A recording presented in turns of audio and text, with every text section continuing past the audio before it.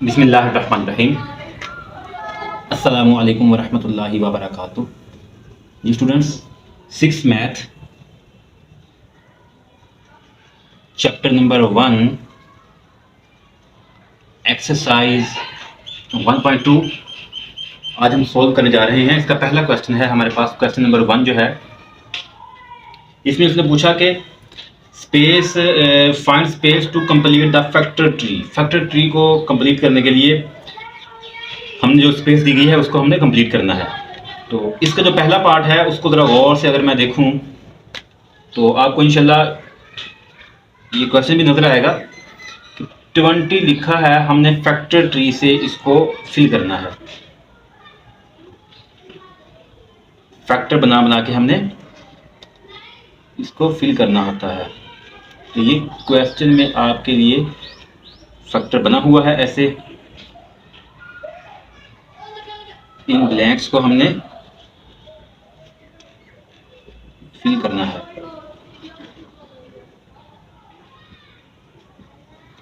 सबसे पहले है 20 है, इसके फैक्टर्स बनाने हैं। हमने देखना है कि यहाँ पे सारे के सारे कोई ना कोई डिजिट यहाँ पे आके ये फैक्टर पूरा होना चाहिए।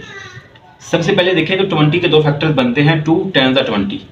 तो यहाँ पे अगर मैं 2 लिखूँ तो यहाँ पे 10 आ जाएगा। अब ज़रा यहाँ पे गौर से देखें कि आगे मज़ीद तो 2 का कोई फैक्टर नहीं बन रहा, तो 2 वैसे ही आ जाएगा। और 10 के दो फैक्टर बन सकते हैं, 2 5 10। ये क्वेश्चन 4 क्लास में बच्चों आपने किए हैं और 5 में भी ये क्वेश्चन आप लोगों ने किए हुए हैं। इसी तरह से हमारे पास जो उसका दूसरा पार्ट है वो है 105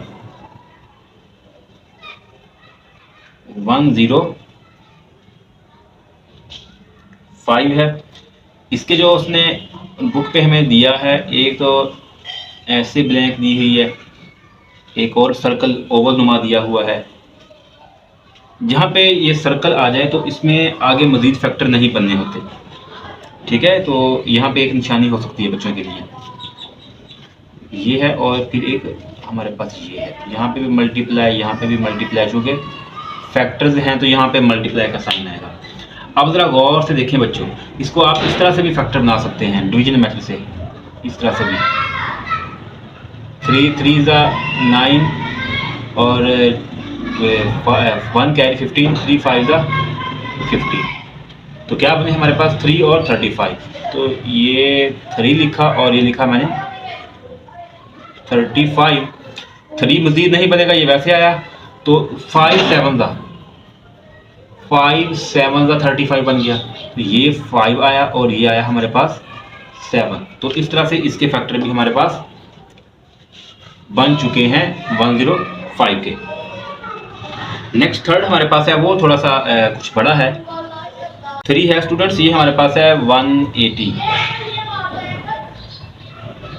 उसने यहाँ पे जो बनाए हैं 1 फिर 2 फिर 3 4 ये बनाए हैं। यहाँ से पहला जो है ये है,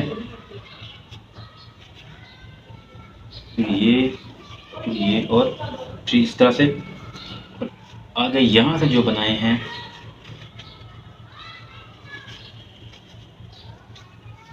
अब यहाँ पे हमने फिलिंग करनी है। अब ज़रा देखें कि जो ये आ रहा है, जब यहाँ से जो आएगा वो सेम ही आता जाएगा हमारे पास, उसके फैक्टर मज़ीद नहीं बनेंगे। जहाँ पे मैंने बात की कि ये ओवल नुमा जो है सर्कल, जहाँ पे ये आएगा मज़ीद फैक्टर नहीं बनेगा। तो 90 का हम बना सकते हैं, 180 को 2 × 90 बनाऊँ तो 180 हमारे पास बन जाएगा, ठीक है। तो मल्टीप्लाई, फिर अब इसके बनाने हैं। अगर मैं देखो इसके बाद मज़ीद नहीं चलेगा तो 90 के वैसे तो 45 2 बन जाएगा। चलिए अगर बच्चों को मैं डिवाइड करवा के दिखाऊँ 2 पे, 2 4 8 2 5 10। तो हमारे पास यहाँ पे 2 और यहाँ पे 45, ठीक है। और अब इसका ये 2 वैसे आ जाएगा। इसको आप वैसे भी लिख लें क्योंकि हमें पता है कि ये मज़ीद इसके फैक्टर नहीं बनेंगे। बच्चों की आसानी के लिए मैं फिर से कह रहा हूँ कि जहाँ पे ये सर्कल या ओवल आ जाए, ये सर्कल, तो मज़ीद फैक्टर वहाँ से जनरेट नहीं होगा। अब यहाँ पे जस्ट 2 फैक्टर बनाने हैं, चाहे इसको आप बना लें 9 5 45 बना लें, या फिर आप इसको मज़ीद भी कर सकते हैं, उसके अलावा भी ये हो सकता है अगर मैं इसको चाहूँ। लेकिन बुक के अकॉर्डिंगली जो है यहाँ तक बना है तो मैं इसको यहाँ तक ही करूँगा। तो 5 9 45, तो इसके मज़ीद बन सकते हैं 3 × 3, इस फॉर्म में ये बन सकता है। चूँकि बुक पे इतना था तो मैंने इसको यहाँ तक सॉल्व किया। अगर आप आगे करना चाहें तो फिर ये ऐसे होगा कि 3 × 3। अब मज़ीद वहाँ तक हमने करना होता है जहाँ तक मज़ीद ये ना हो। तो अब इससे आगे मज़ीद ये नहीं हो सकता, तो यहाँ तक किया मैंने। तो बुक पे चूँकि क्वेश्चन इतना है तो मैंने यहाँ तक वो मेथड भी कर दिया है आपके सामने। उम्मीद है कि आपको ये क्वेश्चन अच्छे से समझ आया होगा। स्टूडेंट, जो इंडेक्स नोटेशन है ये किसी भी नंबर के जो फैक्टर बने हुए हैं उनको फिर पावर की फॉर्म में लिखना होता है। जैसे मैं कह दूं 2 × 2, इसको लिख सकता हूं कि 2 की पावर 2 है, क्योंकि 2 टाइम है, तो ये हमारे पास इंडेक्स नोटेशन होती है।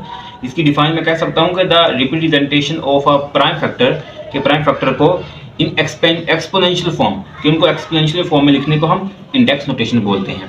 ठीक है, रिप्रेजेंट करना हमने प्राइम फैक्टर्स को एक्सपोनेंशियल फॉर्म में, ये एक्सपोनेंशियल है, इसको हम बोलते हैं इंडेक्स, और इसको बोलते हैं हम लोग बेस। जो पावर होगी उसको इंडेक्स बोलेंगे, और जिसकी पावर है वो बेस है। इसको आई थिंक आप लोगों को इसका आइडिया हो गया होगा कि ये बेस है और ये इंडेक्स है, कि प्राइम फैक्टर्स को पावर की फॉर्म में लिखने को इंडेक्स नोटेशन बोलते हैं। क्वेश्चन नंबर 2 है, उसने कहा कि इस क्वेश्चन में वही बात कर रहा है कि आप ऐसा करें कि find expanded form into index notation. Expanded form से हमने, एक्सपेंडेड फॉर्म है उसको इंडेक्स नोटेशन में लिखना है।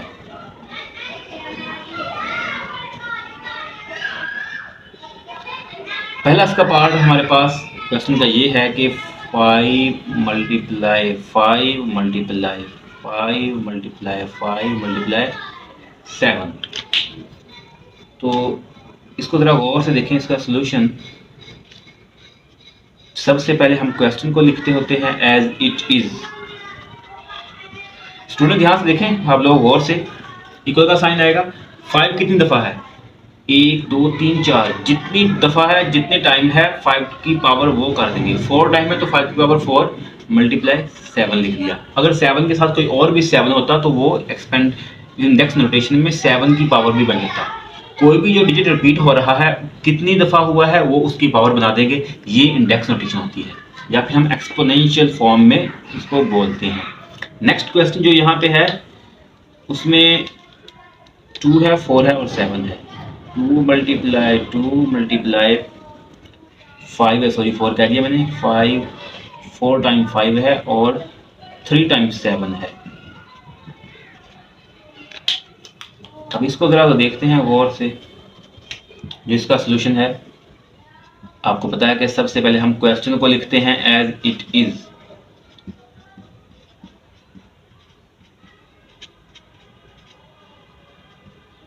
क्या बल बनेगा कि 2 की पावर 2 है, 2 टाइम है तो 2 की पावर 2 बन गया। 2 × 2 5, 4 टाइम है तो 5 × 4, और 7 1 2 3 टाइम है तो 7 × 3। तो स्टूडेंट्स हमने ये सीखा कि जो नंबर जितनी दफ़ा है, या जो डिजिट जितनी दफ़ा है, उस डिजिट की पावर वो कर देंगे। जैसे 2 टाइम था, 5 4 टाइम था, 3 7 टाइम था, तो हमने उतनी दफ़ा उसको कर दिया।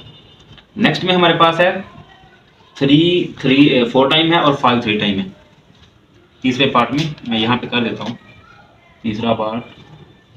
ये 3 हमारे पास है, इसमें 4 टाइम और 5 है 3 टाइम। 3 × 3 × 3 × 3 × 5 और 5। डायरेक्ट मैं इसका सॉल्यूशन ही लिख रहा हूँ, आपने इसी तरह से करना होता है। चलिए मैं इसको पूरा कर देता हूँ, क्या याद रखेंगे बच्चों आप लोग भी।